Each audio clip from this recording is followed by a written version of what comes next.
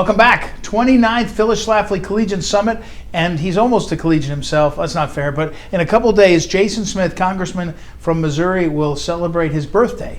I think, what is the day? The 16th? It's the 16th. Today's the 14th, 2 days from now, almost on the same day as President Trump's birthday. Yeah, we share the same birthday month, so it's good. Oh, you're the same sign, too, Yeah. aren't you? Whatever sign you are. I don't even know what that is. Oh, yeah. okay, all right. Well, all right. Congressman Smith represents the 8th Congressional District of Missouri. He's a lawyer. He's a lifetime NRA member, but also he's a ranking member or senior member on the Budget Committee. And so how can we fix the economy? I'm being serious. Stop the spending. I mean, that's the first approach. Look what we're facing. Inflation's gone up 12.2% since Joe Biden took the oath of office. You hear the number inflation year to year, which last week came out at 8.6%, which is the highest since 1981. It is spending money. Think about last year. Last year alone, the House of Representatives passed $7.5 trillion of spending on top of just funding government. I'm not talking about keeping the lights on. I'm talking about $7.5 trillion on top of just funding government, with the $5 trillion Build Back Broke bill, the $2 trillion COVID bill, the infrastructure bill. And to imagine what $7.5 trillion is, Ed, think about this. If you spent $10 million every day since Jesus Christ was born, you still wouldn't spend $7.5 trillion. And people wonder why inflation is at 12.2%. When that American Rescue Plan passed, the month before, inflation was 1.7%. Since the passage of that, it has only continued to be like jet fuel. Because it's just cheap money out on it's printed money out in the markets. Excess government and limited supply is what basically creates inflation. That's why people's paying more to put food on their table, clothes on their backs, and gasoline in their car. And this $2 trillion COVID bill, which has fueled the fire of inflation, less than 9% went towards COVID. The other 91% went towards things like $17 million for a golf course in Florida, $783 million for checks to prisoners, $1,400 stimulus checks to Japanese citizens living in Japan. The list goes on and on. $140 million for a luxury hotel in Florida, $40 million for a luxury apartments in Connecticut, $2 million to plant trees in Syracuse, New York, horse tracks. I mean, so crazy. if you're a college kid, we're talking to our collegians, and you're looking up and you're saying there's too much spending, you're saying to yourself, well, Trump was doing that too, right? Republicans and Democrats have been bad at spending. Republicans spent in the billions. Democrats spend in the trillions. We could all do better. The reason why I wanted to leave House leadership to be the leader of the House Budget Committee is because I felt like that our party was not talking enough about spending, and I didn't know Joe Biden would help make spending the number one issue in this economy right now. And you see, I'm just talking about spending. We're not even talking about interest rates. Interest rates are probably going to go up again tomorrow.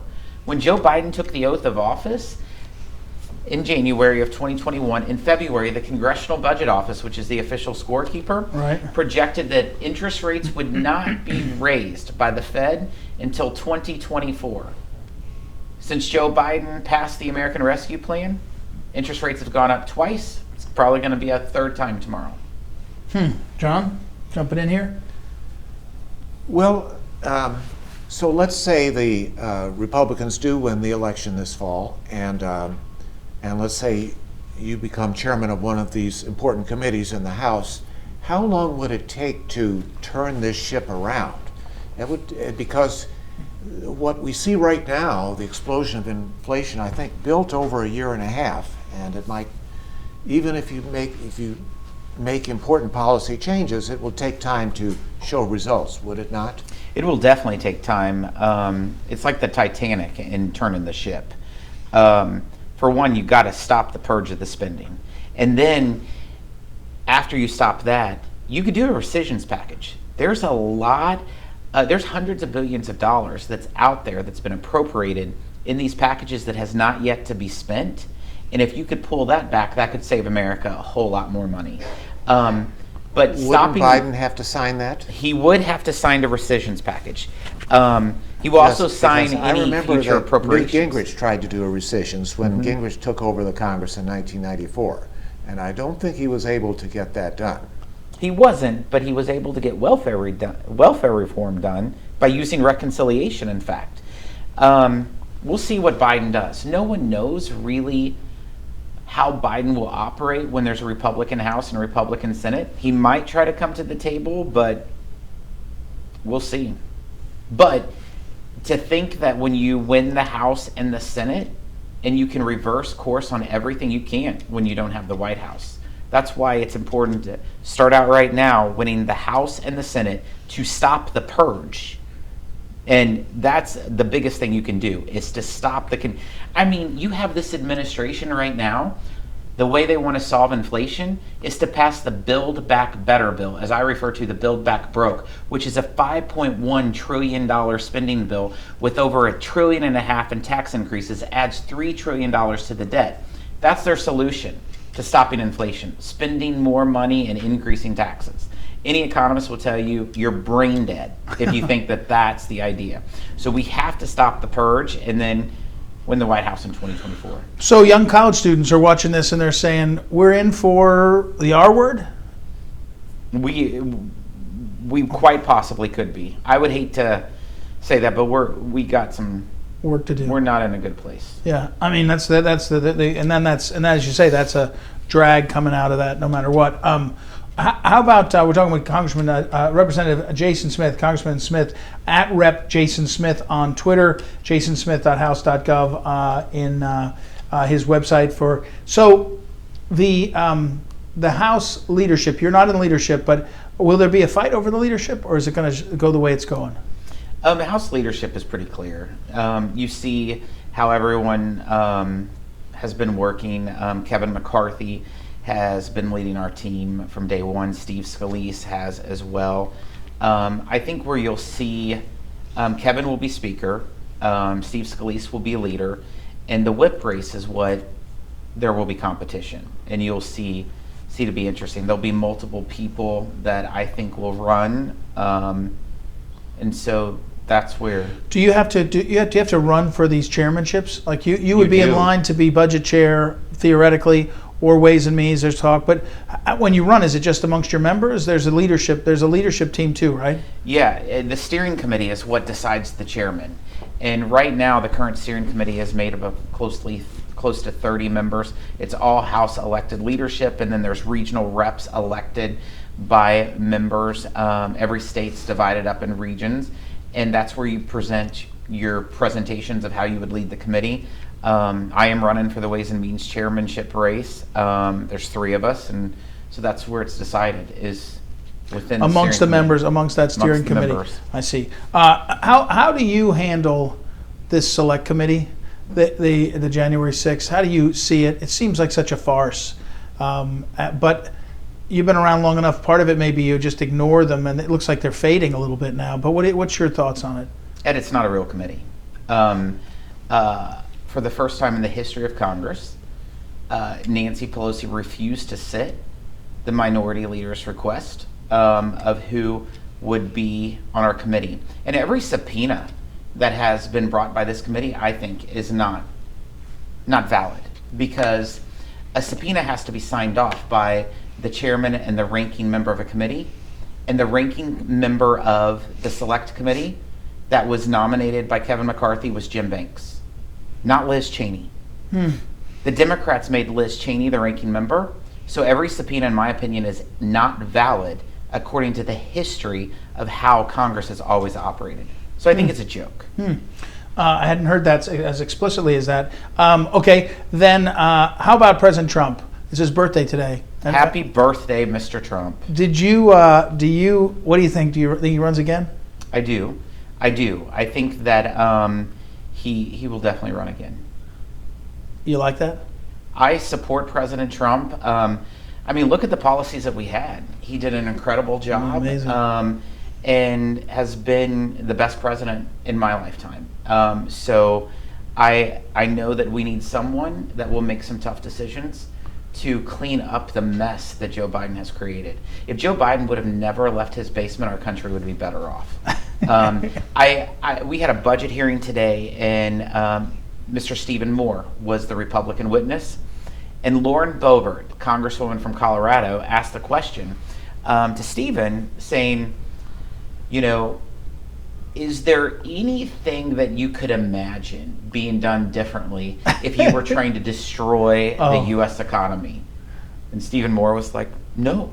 I mean, literally, this administration has made every decision to destroy $5 gas prices. But it's Putin's gas problem. Yeah, you know, listen to this garbage. You know, inflation was up 7.5% before Putin ever invaded anything. Right. They try to say that, it's because it's a global inflation. Guess what? Our economy makes up 25% of the world's economy. Whenever you mess up this economy, you're going to mess up the whole world. And that's exactly what this administration's done. Real wages has decreased by 4.2% since Joe Biden took the oath of office. Gas prices are up 110% since Joe Biden took the oath of office. Inflation's gone up 12.2% since Joe Biden took the oath of office. GDP in the first quarter of this year decreased 1.5%, which is 4.4% lower than what the Congressional Budget Office projected before Joe Biden took office. He's been a complete failure. He's destroying our economy, and I can't think of anything else he could do worse than what he's doing right now. John, follow up? You want to defend Biden? I'm not going to defend Biden except to say that I'm not sure it can be chalked up to incompetence. I think, you know, a large part of what's happening is intentional. I think, first of all, his opening the borders was intentional. It's not accidental. The rise in energy prices is intentional. That was all part of the shift away from carbon fuels to the green economy. So it's proceeding according to plan. Don't you think? I wouldn't argue that. I mean, clearly, what he did in destroying U.S. energy independence is clear where their solution is for everyone to drive an electric car. That's what they want. If they can price people out of gas-powered automobiles. But I'll tell you, the folks in southeast Missouri, they're not going to have electric tractors. That's just not going to happen. Right. They may try to do this. Less than 3% of all the automobiles in this country are electric cars. If you want to buy an electric car, go right ahead, buy it. But don't force me to make my F-150 an electric car. It's madness. I took the largest delegation to the border 2 weeks ago since Joe Biden's been in office.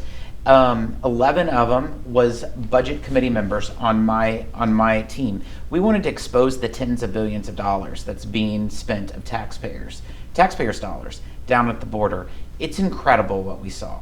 We found over $350 million worth of paid for rusting border wall material just in scrap yards for miles to see. And the gaps that were within the border is unconscionable. And hearing from the Border Patrol directly and hearing how they said that the southern border is contained, but it's contained by the Mexican cartel, right. is the most disturbing thing. Right. And that they're profiting $32 million a day just by charging anyone who crosses the southern border to come over to our side to get de facto residency. That's $1 billion a month. It's unconscionable. That's not even counting the money the cartel's making off of the drugs and the other forms of trafficking. Well, today, I think it was, didn't I see that today a bunch of donors came to GOP donors and said, hey, on immigration, we need to change our tune. I mean, do you think the Republican Party understands the border wall now? I mean, we didn't get it last time. The most important thing is this border has to be secured. And the border wall helps the Border Patrol secure it. And it's paid for. Right. $1.4 billion. In fact, Ed, $1.4 billion as we provided 2 weeks ago at the border was appropriated 18 months ago by bipartisan appropriations. Democrats and Republicans voted for it. And there's this thing called the 1974 Budget Impoundment Act.